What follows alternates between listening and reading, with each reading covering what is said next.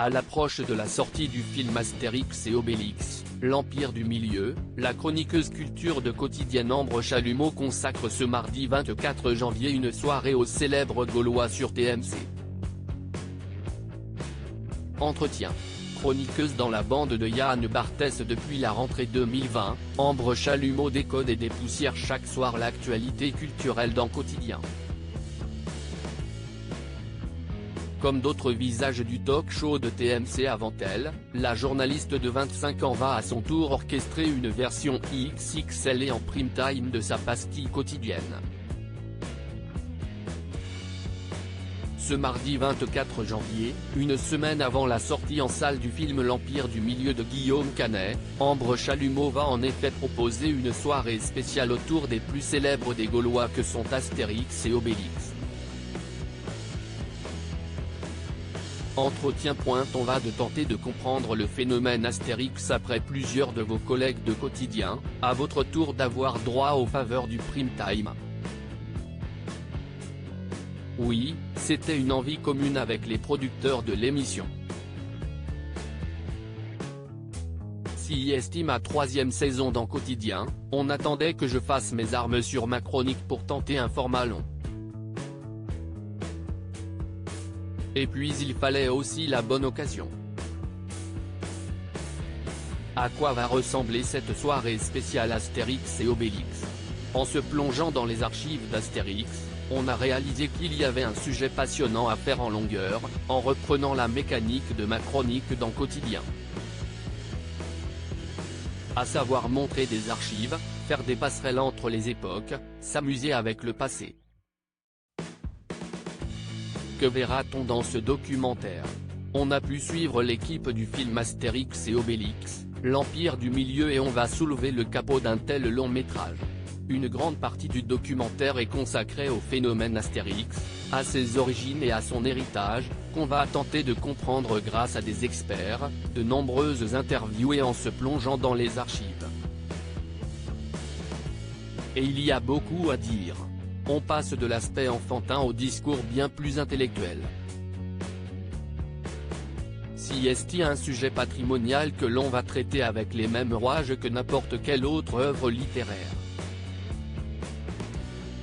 CIST Marc Boger qui m'a mis en contact avec les producteurs de Quotidien. Vous-même, êtes-vous une fan des irréductibles Gaulois? Oui, notamment des 12 travaux d'Astérix. Mon père est un fan de BD et il m'a très vite mis entre les mains des Franquin, des Gottlieb et des Goscinny. Cet humour me parle beaucoup. CIST un rire intelligent mais ni snob ni excluant, avec plein de références cachées à l'actualité et à l'art.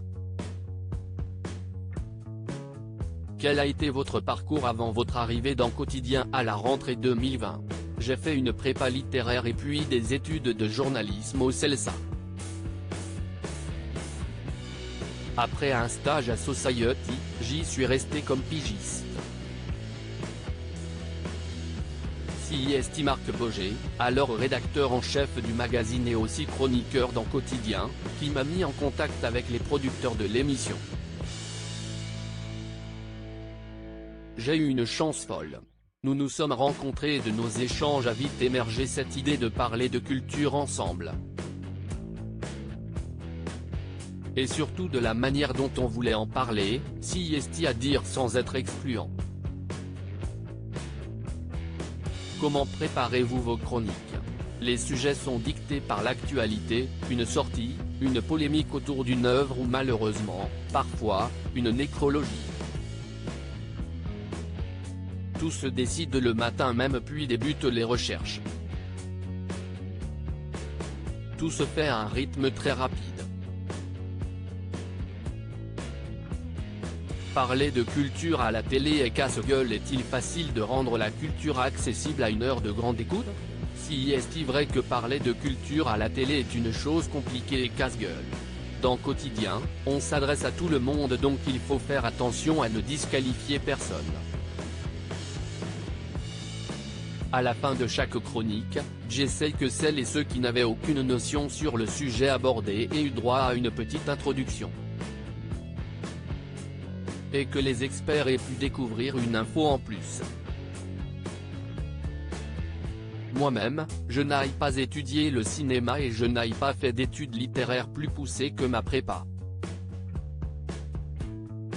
Je n'ai que mon enthousiasme, ma passion et ma capacité de recherche. Je ne vais donc pas commencer à parler aux téléspectateurs comme si j'étais au-dessus d'eux. Enfin, jamais je ne prendrai 5 minutes du temps du public pour dire que je n'aime pas quelque chose. Ça serait du gâchis. Je fais partie d'une génération qui est moins fan de la critique qui dézingue. Vos chroniques ont-elles un impact sur le milieu culturel ?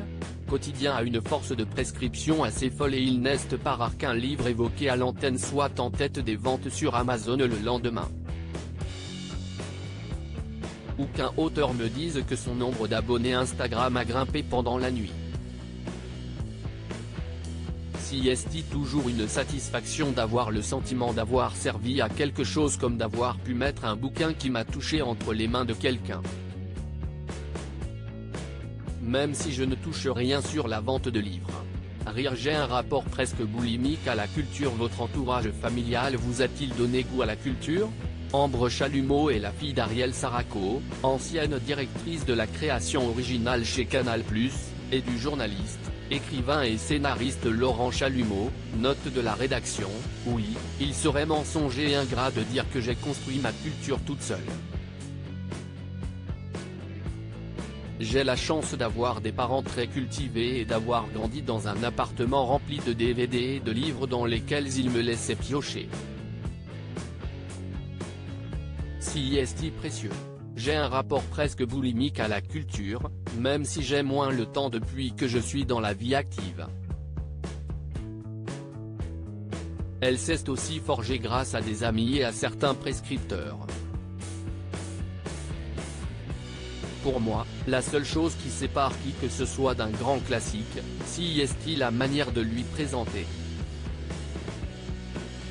J'ai eu cette chance et j'essaye de le faire à mon tour. Avez-vous d'autres projets de prime time ? Rien n'est pour l'heure prévu, mais j'ai très envie de retenter l'aventure. Il faut juste attendre la bonne actualité. À lire aussi Ambre Chalumeau, quotidien, on adore la nouvelle chroniqueuse de Yann Barthès et on vous dit pourquoi.